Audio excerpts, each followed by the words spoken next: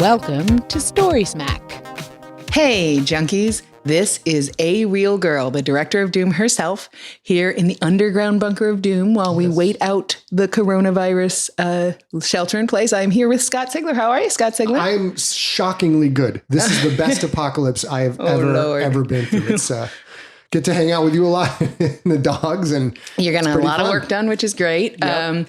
We are here coming to you with another StorySmack. This is our podcast where we talk about stories and storytellers in the world of pop culture.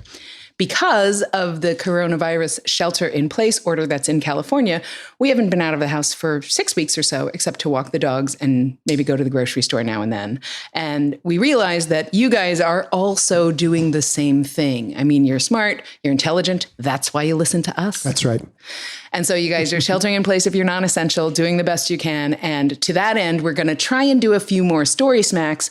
And they may be a little more rough and tumble because we're just trying to put something to entertain you at the end of the day after you've either worked all day because you're essential or taught your kids and tried to work from home and all that other stuff. So it's a little rough and tumble, but we're going to do that. We are here today to talk. It's our 51st Story Smack. Yeah. And we're going to talk about a movie that's called The Platform, and it came out in 2019. Yeah. But first, we're going to tell you why we watched this movie. Things we do for you people. Real quick, we're going to talk about this movie, and it's going to get heated, you guys. It's going to get heated. But we are now doing a thing on Facebook Live called Sigler in Place on days that start with a T. And what we're doing is 6 p.m. Pacific time. We jump online, do Facebook Live. Expect you guys come show up, hang out. It's all fun. It's all silly. It's politics free. We do tout the science a little bit, but we don't get into too much. It's all fun stuff. One of the fun things we do is showing Sigler artifacts, which are things from the Hall of Fame that fans have given us over the years. One of the other things we do is called the Wheels of Death. Oh, the Wheels of Death. The Wheels of Death are a way for us to pick a decade and then a genre at random with actual clicking wheels of death. Yeah.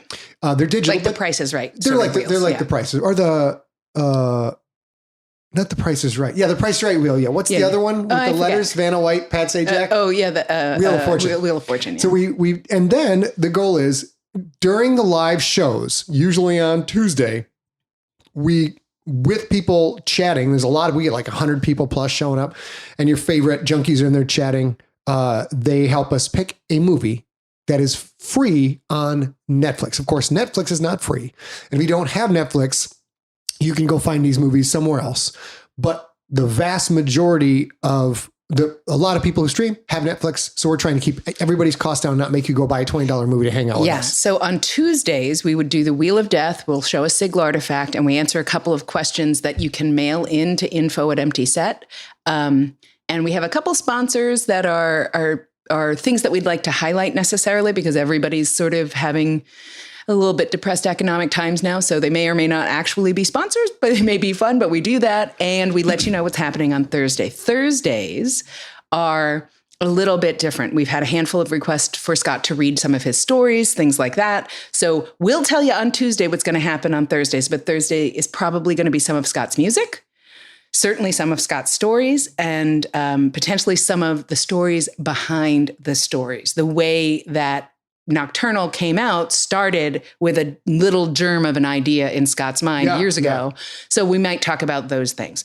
So as Scott said, really sort of fun, lighthearted. You can show up if you want. I know a lot of people, we've gotten a ton of messages saying thank you so much because, oh my goodness, it's been a big day. Yeah. So come join us on Tuesday or Thursday on Facebook Live. We are going to work for other platforms. Another reason we chose Netflix for the Wheels of Death is because if you guys want to organize your own junkie watch parties, that's right. Do that. You can do that. We are not yet ready to do that. Scott is still under a couple of deadlines. So we are not going to do that yet, but we're going to think about that once some of the deadlines are knocked out and some of the New World Order plans that we have. Now we have to figure out how to print books, stuff like that. We'll probably do that if the lockdown continues a whole lot longer. But in the meantime, we are going to talk about the platform. Well, the Wheels of Death have given us 2 movies so far. The first one was 2012, the disaster movie. Oh, Lord. And the second one is a movie called The Platform. Yeah. So the Wheels of Death have actually turned out to be produced movies full of death, and have also ground our souls into a coarse powder, if you will. So much so that to that end, it is the midday right now. It is the middle of the day right now. Scott and I have both been working all morning, and we are drinking cranberry ginger spritzers because to talk about this movie, gonna need a little bit of help. Gonna need a little bit of lubrication. I'm actually going to take a little picture of myself here real quick, and I will put it up. Oh, good. I would love it if you guys attend the Facebook Live events on Tuesdays and Thursdays and help us pick a fun movie every once in a while. It's super fun to talk about a terrible movie. I will give you that. And especially probably to hear us talk about terrible movies you make us watch. But I would totally take a fun, good movie too. Anyhow, we are going to talk about The Platform. And The Platform came out in 2019. When I first looked it up right before we watched it, I had thought it came out in March of 2020, but it turns out it was a year ago.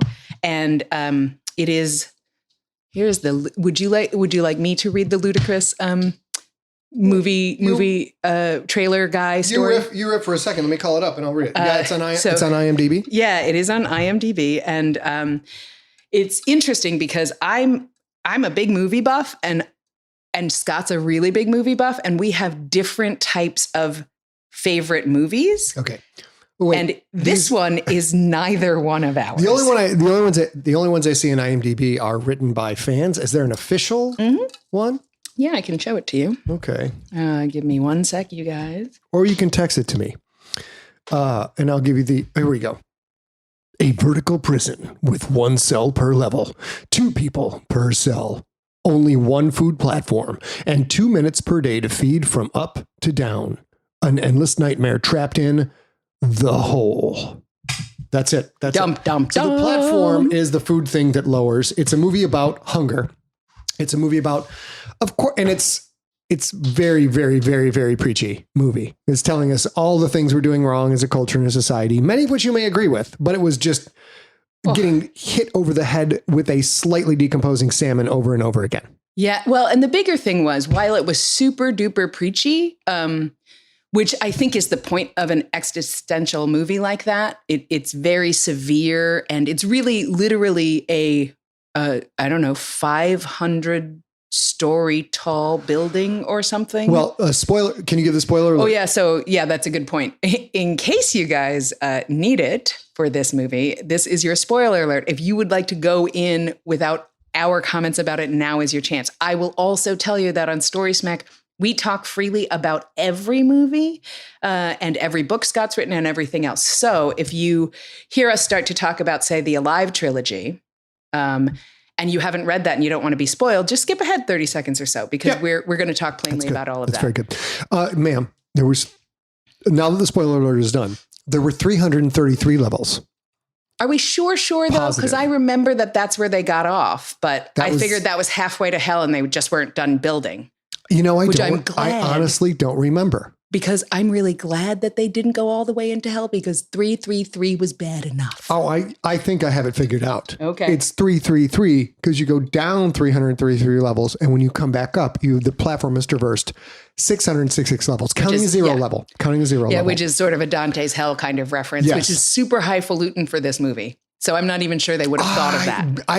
I bet they did. I bet that's what they were going for. That's why. But they never mention it. They never mention it.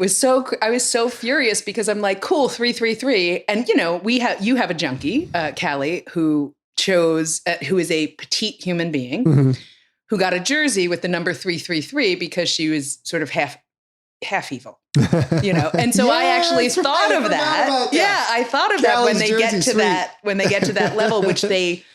One of our protagonists kind of calculated that he figured it was probably 250 levels deep. And then they together end up, spoiler alert, eventually get on the platform, which I can't imagine doesn't happen every day, and end up on level 333. I instantly thought, cool, this is some kind of Dante's Inferno reference or whatever.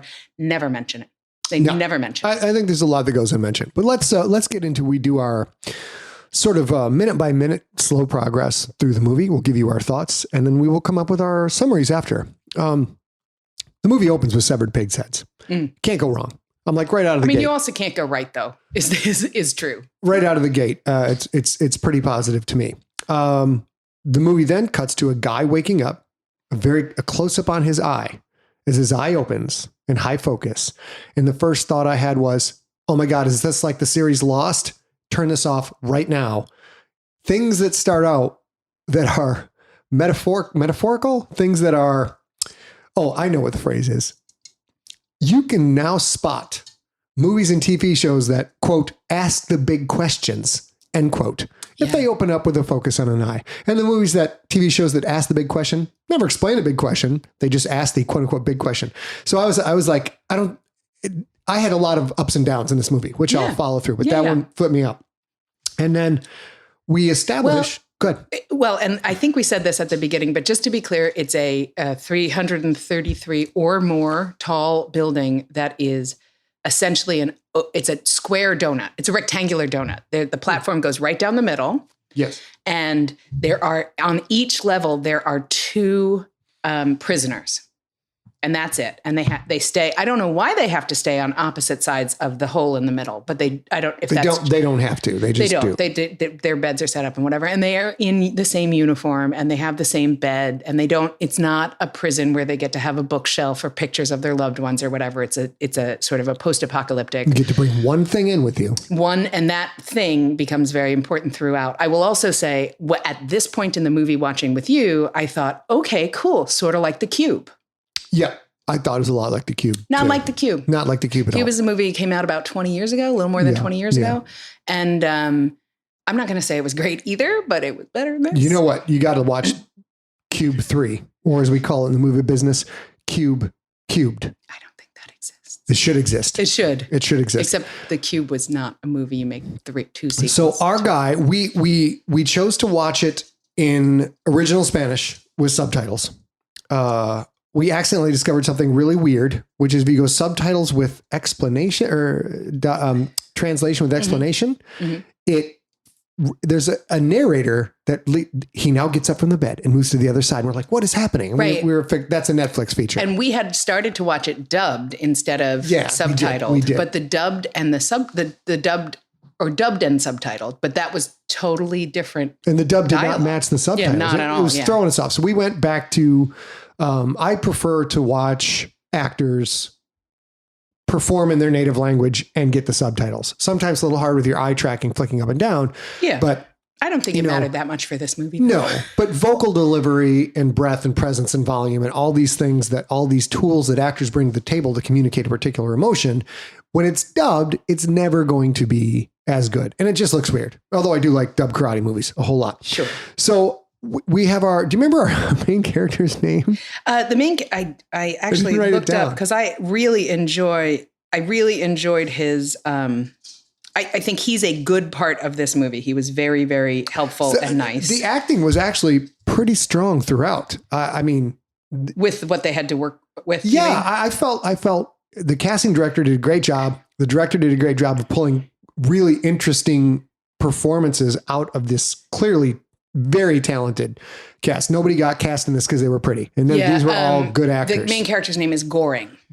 So Goring wakes up. And the actor's name is Ivan Masesag, I think. I don't know how to say it in Catalan. I'll let you fall on my sword there. Handle that perform. Fair enough. How dare you mispronounce it? And then do you remember the other gentleman's name, the older gentleman? Yeah, give me just a sec. His name was Trimagasa. So, and his name was Zorian Aguilar, the actor. Trimagasa was great.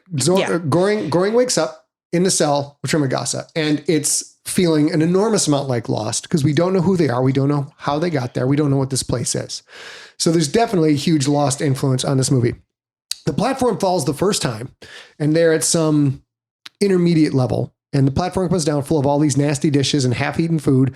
And Trimagasa goes to work and does his thing. And Goring chooses to not eat at first as we start to build. And then eventually... And it's important to note, Trimagase has been there and been a year. Yeah, and has been. So we learn a whole bunch. And this is actually a very nice point. I don't have a lot of great things to say about this movie, but this is one thing they did wonderfully well. Okay. The character interaction right there in the beginning is it is the necessary info dump that we, the viewer, need to have, but it is very organic, right? Because they don't know anything about each other, which is how we come to a movie. Mm-hmm. And it isn't, the smart scientist saying, one day, 3 years ago, everything changed and just dumps all the stuff on you. Yeah.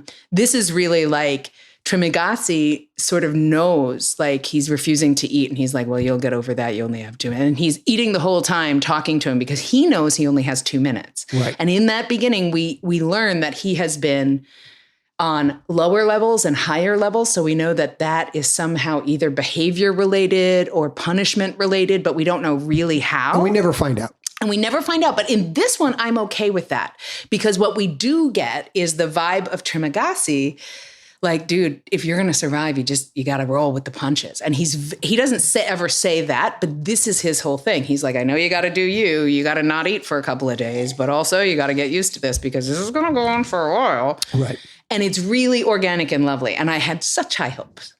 So the first time Goring deigns to eat, he picks up an apple off the table and off the platform. Mm.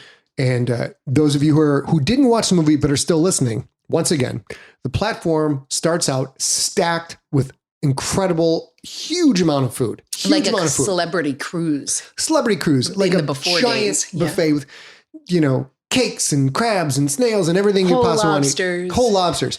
And that drops to level 1. And the people at level 1 get to eat anything they want to eat for 2 minutes. For 2 minutes, yeah. And then the table drops 2, 3, 4. So by the time you get down to level 200 or 222 was one of the levels we were at in the movie, things have been very picked over and there's almost nothing left. So Trimagasi has been at many levels. Goring starts out, I don't remember what level we started, 48, maybe something like that. Yeah, it was actually sort of close. Like you sort of thought it was until you realize that there's at least 250 because that math Trimagasi talks about, like, I think it's 250 levels by the math of how long it moves and how long it takes to come back up. So I think at the beginning you think like, oh, that's not really too close to the top. And then you realize like, oh, Jesus, it's great. This is one of the things that the script and the director did incredibly well. They take their time establishing the mechanism of the platform. They take their time establishing how many levels they think there are. They take the time establishing that Trimagasi has been down in like level 198 or something like that. And he's like, he almost didn't make it and his cellmate died. Did he kill the cellmate? We don't know, but he ate the cellmate. We know that. Lord. They do all of this extremely well. And then at the end of 30 days, they are gassed. They go to sleep and they wake up on a new level.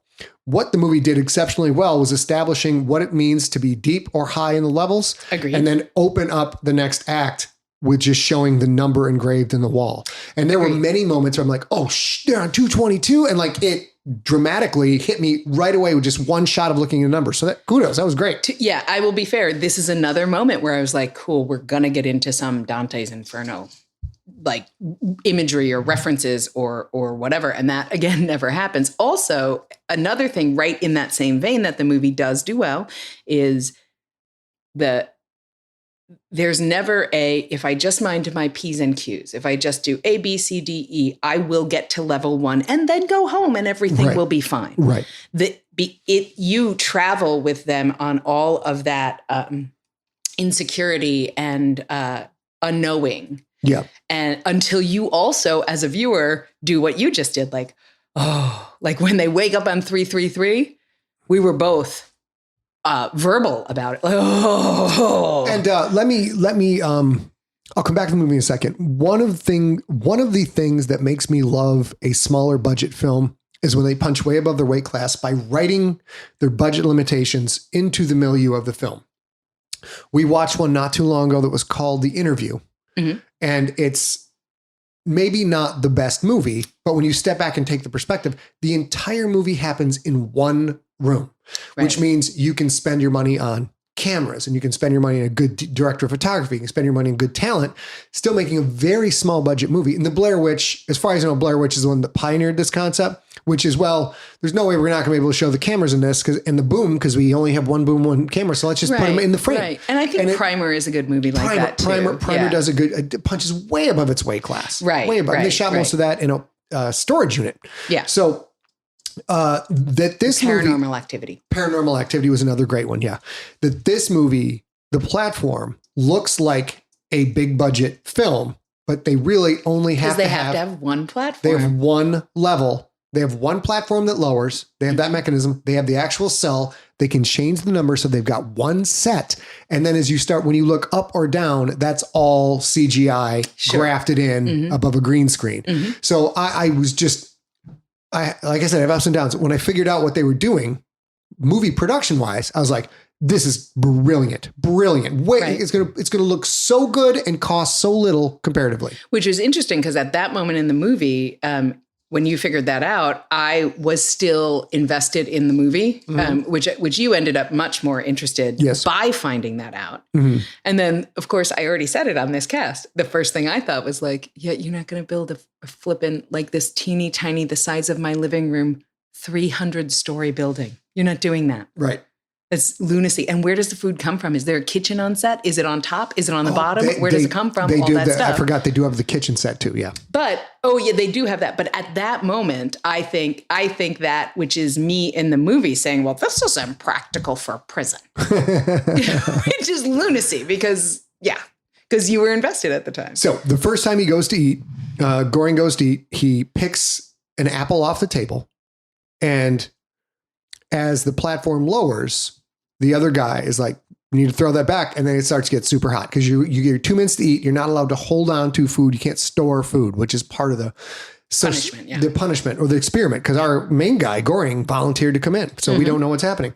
But I thought it was, of course, the forbidden fruit, the apple. It's the apple, the immediate metaphor. Could have been anything that he holds on to, but to trigger the temperature fluctuation, of course, it's an apple. At 9:55, we have our first flashback. And here are my notes. This still could be lost.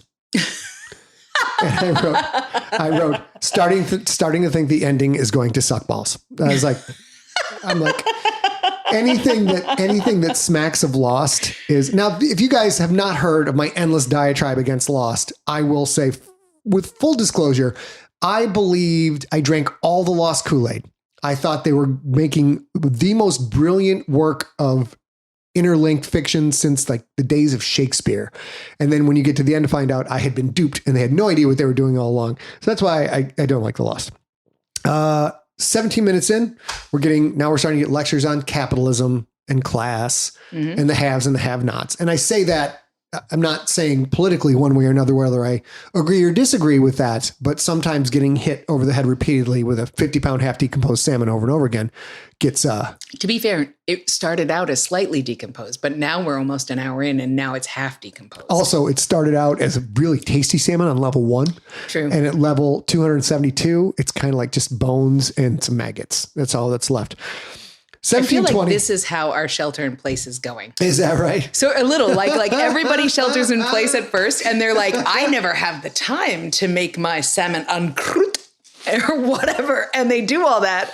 And I'm no different. I am not saying about anybody else but me, but that has been true. Like the first week we were in shelter in place, I was like, here's this Mediterranean feast. Here's my best Italian food. Here's my best fish. And now I'm like, we've had tuna noodle casserole twice in 2 weeks.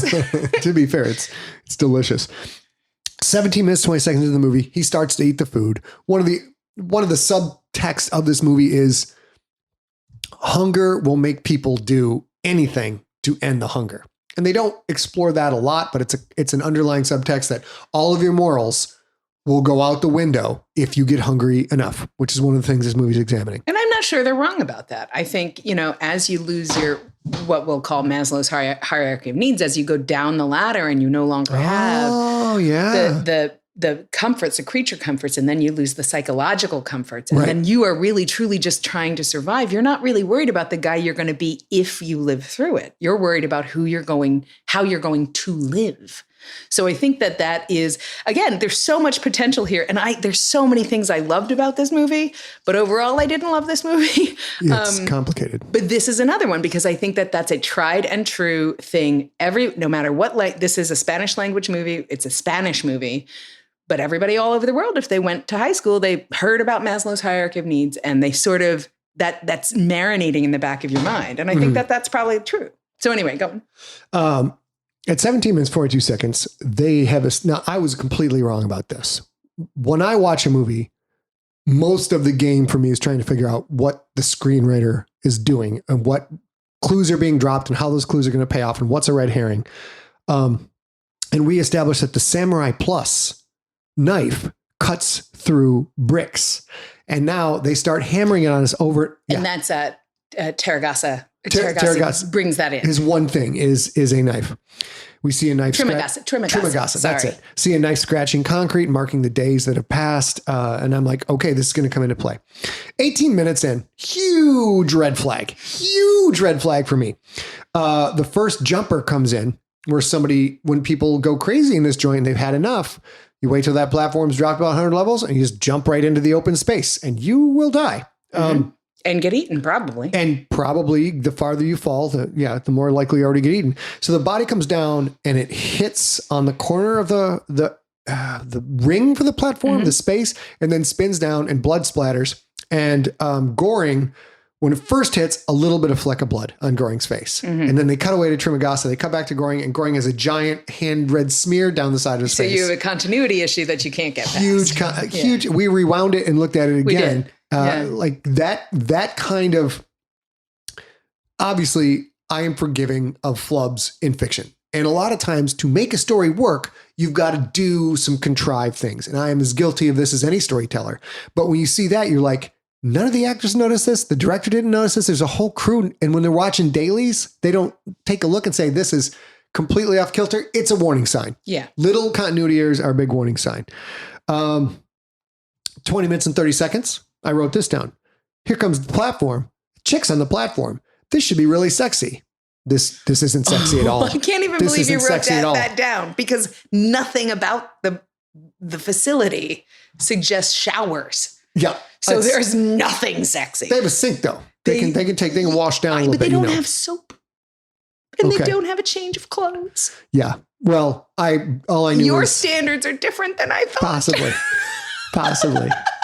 I'm like, well, you know what? All the good food comes from the top. Maybe she's just riding it out, dog. Maybe she riding it out. And I'm like, and she is very. This character's name is Imaguri. And Imaguri, now the stock ticker of Scott's appreciation for the movie starts to come up. In the movie, apparently, she believes that she has a child and the child is somewhere in the facility. And at this point, we have no reason to doubt her claim. But Tarragasa, did I have that right? Trimagasa explains this woman to Goring to say, if she kills her cellmate, there's a chance her next cellmate might be her son. And I was like, oh, snap. That's great. I was so impressed by that screenwriting. I thought that was great. And then at 23:17, I wrote down best rape scene ever. Yeah. Because there's very few that are they're all bad. Yeah. Except that and that's what we talked about. You're like, they're all bad. They're all bad. But she's on the platform and she rides the food platform down, hoping she'll run into her son, which we later learn doesn't exist, which is why she never finds the little bastard. But she goes down to the next level and the two guys on the next level down are just drag her off the table, ready to have their way with her. And you just hear the screaming, and then you hear a thunk, like a shk. And then one guy groans and then you hear shook and another guy groans and it's all quiet. Because she killed them both. And it's like, I was like, that's the best rape scene I've ever seen. That was great. Yeah. I wrote down, she's dragged away. Then sound design. You hear a quote, thunk, end quote. She comes back to the platform because you should have Googled her, bitch. That's what I put down. 23:45, bathing and I say earring montage, which apparently is some kind of text to speech problem. Main character accepting life, acclimating to his cell, and getting naked. Yeah, we got our first nudity in this sucker. What's up? Oh, Lord. 25 minutes in, time to switch cells. And we've been waiting for this for a while, but so much has been work has been put into sharing that things are different at different levels. Now's the time to change levels. 26 minutes, and this caught me completely off guard. Holmes has spent 30 days with Trimagasi. I can't get this right. 30 days Trimagasi. He wakes up, and it's a brand new world, a world full of bondage, where he's been strapped to the bed with blanket shreds, and he's at level 171. So Trimagasi knows he woke up at 171. He's like, only one of us is making out of here, bro. I like you, bro.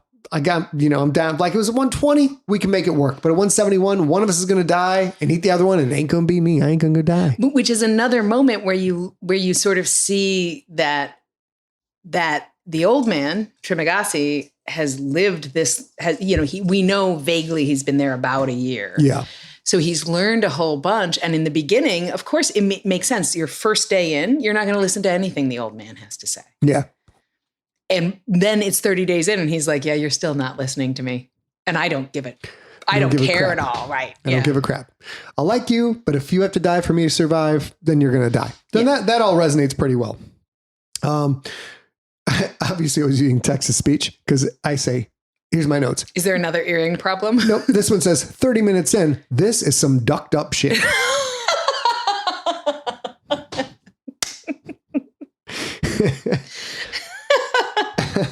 Now, apparently, I may have been getting drunk at this point. I'm not sure. There is definitely, there obviously, shelter in place. There's definitely happy hour during movies. Because, we're mimicking that great experience that's relatively new in movie going, where you get to sit and eat and drink in the movies. It wasn't that great. Love it. It's gone, but I love it. But I'll tell you, this was the moment when the ducked up shit happened. It's a little like 30 minutes in. I stopped and looked. I was like, wait a minute. How long is this movie? Yeah. So I looked it up, and it turns out it's 94 minutes long, and it's an indie. It's a Spanish language Spanish film, and if you look it up on IMDb, some of the characters, literally, this is their only role or their first role or whatever. So I think it's a bit of an indie, and so they did a smart thing there, similar to what you're talking about the using the limited one set or the two set or whatever. They also make it the minimum standard that people will accept, sort of, for a movie. Well, there's a lot, and I think this will change dramatically now that Hollywood is completely shut down at the moment, and they got to get working again. But the general rule of thumb for a theatrical release is 86 to 96 minutes. They wanted that hour and a half, because if it's a 90-minute movie, that means you finish the movie, clear out the theater, and you get one more run per night if it's only 90 minutes. Right. If it's a 2-hour movie, you lose that revenue of that extra showing. Or if it's a Tarantino movie, you play it once a day. That's like six hours long. So now, as the world is definitely going to change, I wonder, because right now you've got Netflix, and Netflix is still following the relatively established model of hour-long shows, half-hour-long shows, except theirs have more content because they don't have to have the 14 minutes of commercials. But at this point, it's completely arbitrary. If you're making something directly for Netflix or directly for streaming, the length of the show doesn't matter, except for possibly syndication reruns. And how we feel as consumers of, that's a good movies point. And stuff. That matters. So because Netflix does Netflix original series, and they do Netflix original movies. And the movies tend to be obviously longer and more around the 2-hour mark. But they also will have 24-hour programming because it's on streaming. So that's a little bit different anyway. So we're 34 minutes into the movie. And earlier I talked about the continuity break with the blood on the face. Now it threw me off. Here's their first attempt to show, their only attempt, they don't follow up on this, to show what malnutrition can do to someone, and the body's starting to tear. Of course, people are very tired, very lethargic. But now we are on, what's the main character's name again? Goring.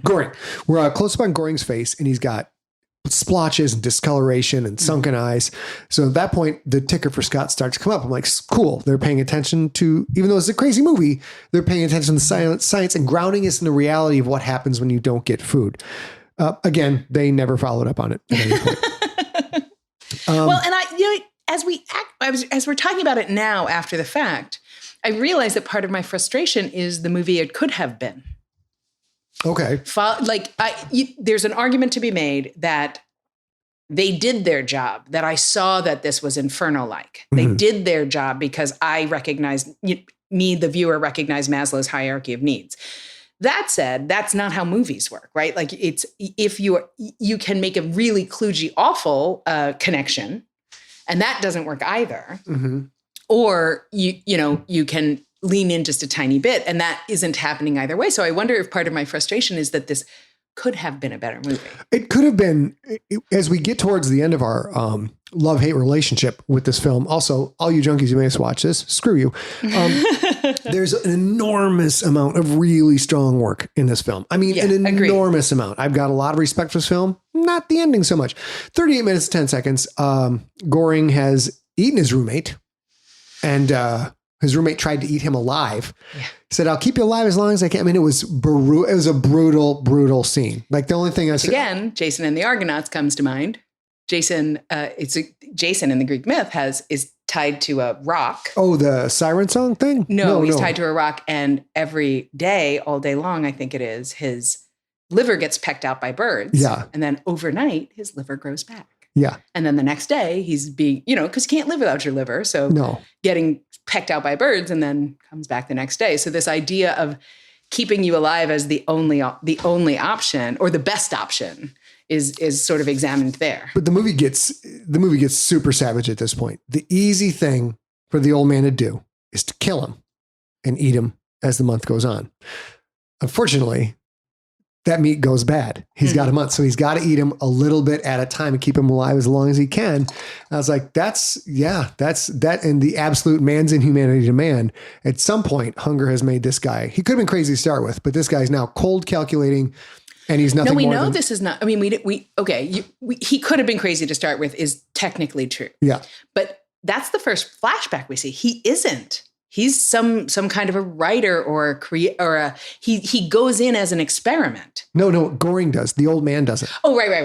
Sorry, I thought you were talking about Goring. The old man's going to eat him, and then the old man is dead at this point, having been stabbed by the sexy lady on the table. And then Goring starts to hallucinate the man talking to him. And the old man has a great line. "I belong to you as I am in your body." And I was like, oh, that's pretty tight. Like, yeah, you're going to be hallucinating about me forever because you ate me, dog. And now I'm literally part of you. So then we continue. He's got his new roommate, and his new roommate has a dog. The thing she brings in is a dog. And we split the movie up into 2 nights. Yeah. Because I watched it. Lowered. I was so upset. The little wiener dog gets on the table, is eating food off plate, and I'm sure the platform's going to drop down, and the wiener dog's going to get ripped apart by the people on the next floor down. And I'm like, I can't do that. I can't watch this. Apparently I can watch human beings eating each other, but I can't watch a little helpless wiener dog. Yeah. But here's the thing. That's 50 minutes in or so. And all I can think is, why? Okay, this brings me back out of the story again, because why is there a dog in prison, right? I know she gets to bring in one thing. But there should be a consideration for, how does that thing go to the bathroom? How does that thing eat? Is that thing, which is innocent, does that still have to conform to the rules of the platform? Apparently it does. It does, but this is a thing that you would think if the platform exists in any kind of a functioning society, they would be like, sure, you can choose to bring that wiener dog, but here are the rules about bringing in a living thing. And why don't people bring in a protector and shit like that? Why don't they bring in Dave Bautista? Yeah, well, that's what I would bring in is Dave Bautista, actually. Right, so, but that doesn't happen. So these are theoretically thoughtful, conniving people, right? Or at least thoughtful, interested in their own survival people. Right. So if there was any humanity outside the platform in the structure of this movie, the warden, I guess, would say, yes, you are absolutely allowed to bring in one thing, and it can be your dog. But your dog will be treated just the same way as the samurai knife. It's and it gets interesting because the woman who interviewed Goring is the woman who winds up in the pen with the dog. Dog stashed some food. We know because suddenly everything gets real cold real fast. That was a nice touch. 51 minutes, 45 seconds in. We see that the sexy table chick now has the old man's knife. But the sexy table chick came in all innocent and she went crazy.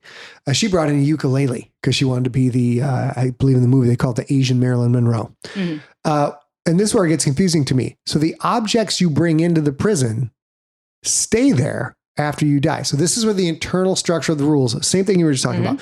So I'm in for this crazy, magical, realistic, whatever, crazy, like this is a weird place, but the internal logic starts to break down.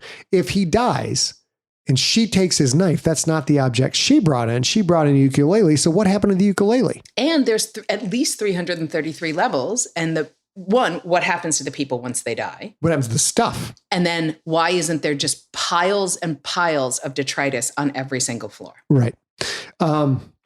54 minutes in, I wrote in all caps with 2 exclamation points, batch it up, which is, I don't remember what happened. I just wrote batch it up from the Hippo stories of B-Wars. Right around there, I write, this movie blows. I think I wrote batch it up because there was some cannibalism going on. Yeah. 57. There was more cannibalism. More cannibalism going on. Yeah. 56 minutes. He wakes up on level 202. I wrote down, oh snap, 2 exclamation points. So apparently I'm still vacillating. 57 minutes and we got to bring in some biblical shit. At this point, here comes the movie trying to be, it's frustrating when movies try hard to be profound. And this movie tries super hard to be profound when they could have kept it to just a concise, weird mystery. But I don't know a non-philosophical person could make a movie like this in the first place. Agreed. So the person who makes this brings in his or her philosophy as part of the movie. It makes makes sense. Yeah. And this I have a little bit of forgiveness for because again, I say this all the time. The platform is better than every movie I have never made. Right. Yes. So they are making this fantastical movie about a world that doesn't exist inside the confines of the world that they exist in. And that's why they have a limited set the platform is a limited set movie. That's why you forgive some of those things. That's why you can only bring in one thing. That's why they never mention where all that stuff goes. I get it. But eventually, I think this happens often in books and movies, like the idea you're going for that is confined by the practical reality of your real world. Like you can't write a 7,000 page book. You can't. Don't. Nobody's going to buy it. Nobody's going to read it. Don't do that. Right. Break that up into 5 books. That's our practical reality bumping up against the fantasy world, the fiction world that's inside the book. And that's what's happening here. But what never happens is the writer, who is also the director, never says, yeah, I'm flying too close to the sun here. Yeah. Like I need to minimize the philosophical and profoundness of the message I want to convey. And I don't blame him at all because I would never do that either. If I actually got my movie off the ground, I would shoot as close to the sun as I possibly could. Sure. And unfortunately probably fail in this way. You take, when you gamble big, you can lose big, but he did get the movie made. I'm sorry. He's not. He was the screenplay and the story writer. He wasn't the director. Okay. At 1 hour, 7 minutes in, I misunderstood what I was seeing at this point. I didn't understand that the harsh wind that comes up every now and then is the platform traveling 100 miles an hour, possibly straight whooshing back up. Yeah, because it's theoretically empty. So now it makes sense. If they ride down on the platform, they know the platform comes back up. You can't jump onto the platform as it's coming back up because it'd be like getting hit by a semi if you could time it right, which you probably can't. So now this is a cool plot device. We're going to ride all the way down. We're going to and this is where they mix up like keep enough food for themselves and make sure everybody gets fed as the initial gesture. And then they start to come up with this concept of we need to make a gesture to the people who put us here to show us we can't be broken, that our humanity is stronger than our primitive urges.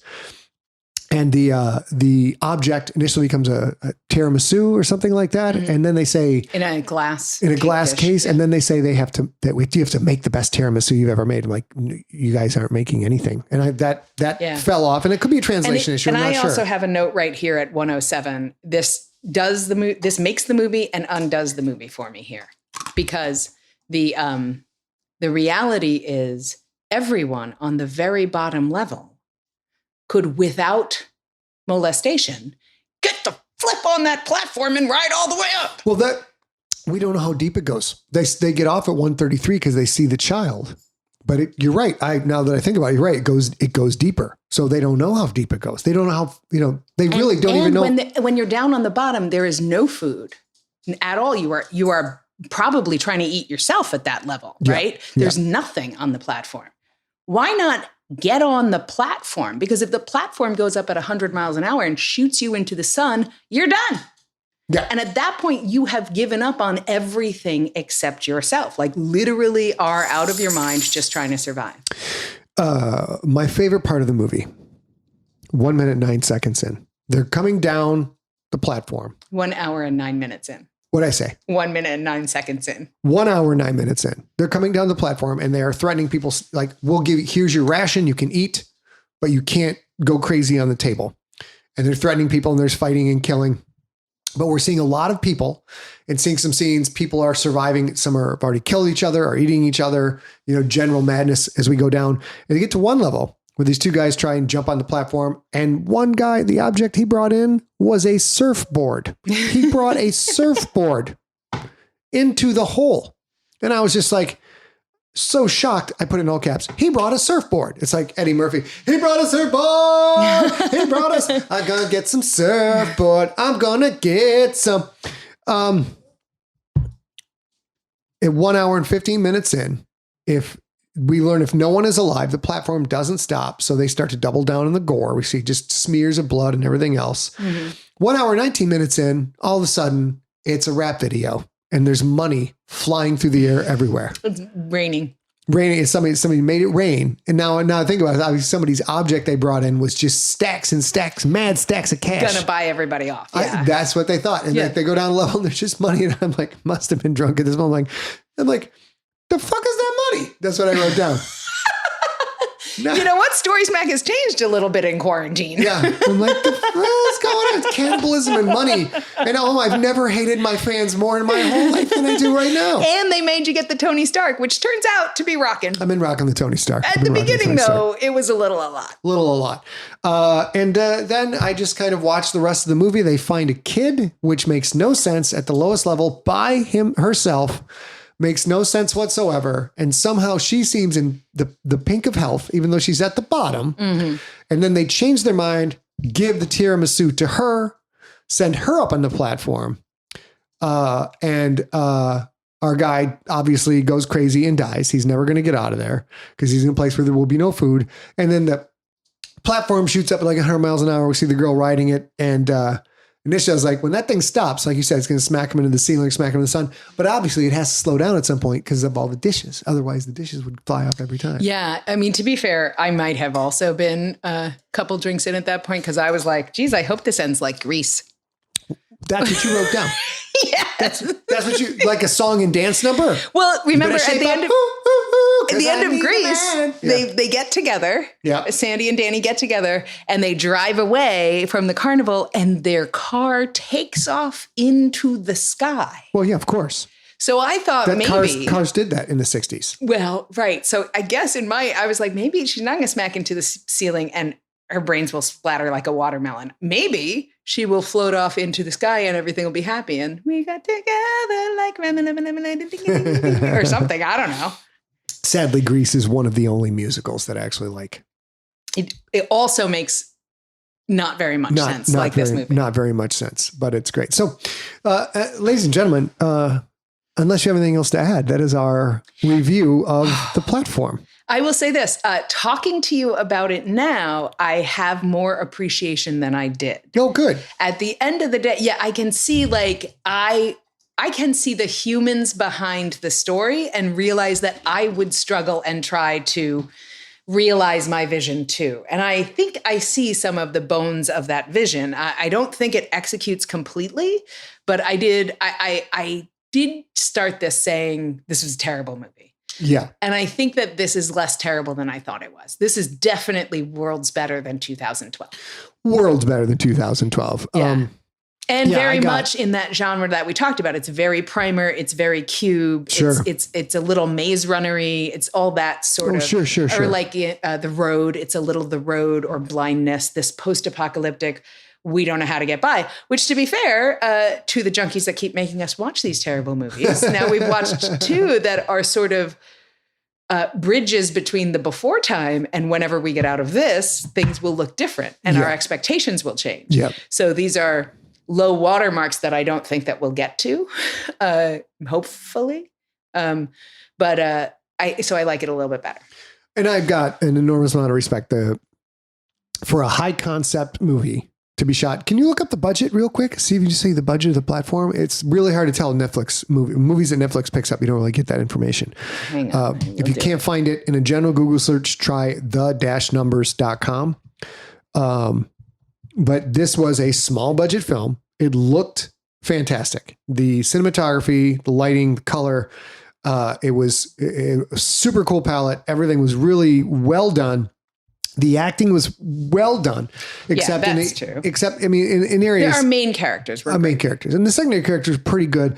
There was definitely some ham-handed dialogue when they started to get profound and philosophical, and the actors still did a good job making that work. But yeah, coming up with a unique concept to shoot a feature film that looks like a feature film with very limited resources. Hats off, amazing job. Yeah. What'd you find? Nothing here. Nothing for the, I can find the box office. Yeah. Which was $592,526 and literally on thenumbers.com, every other, like the production, all that, everything else is blank. So I will say this, we will probably, and the Scott is going to try, it says like, no personal, it just says nothing else, but you look that up and I will tell you guys once again, what we said at the top of the hour. While we are in lockdown, until we as a junkie community are safely out of lockdown, Scott and I are going to do our level best to do a Facebook Live event every Tuesday and Thursday every week, and hopefully expand that to other platforms and Instagram and that kind of thing. On the Tuesday, it's going to be lighthearted. It's going to be fun. We're going to be talking with you guys. We're going to answer a couple of questions, do a Wheel of Death if we're going to watch a movie or something like that. Tell you what's going to happen on Thursday. What's going to happen on Thursday is going to be a little more Siglerverse focused, a short story or a work in progress or a behind the story, things like that. So if you can join us, because the real grace of that is that we as a community kind of chat in the comments. And I know it's one way and we can't really see you, but it feels like home. We get to see people we know, people who, I've emailed with, people who have come to Siglerfest, things like that. And if you've never been to a Siglerfest, you're going to get to see some of the things that we bring to every Siglerfest and that are on the Hall of Fame in the back of the room. So if you get a chance to join, sometimes my family joins, sometimes Scott's family joins, and then lots and lots of people who you already know from the Sigler Junkies page join. So I could not find the budget. I'm going to guess this budget.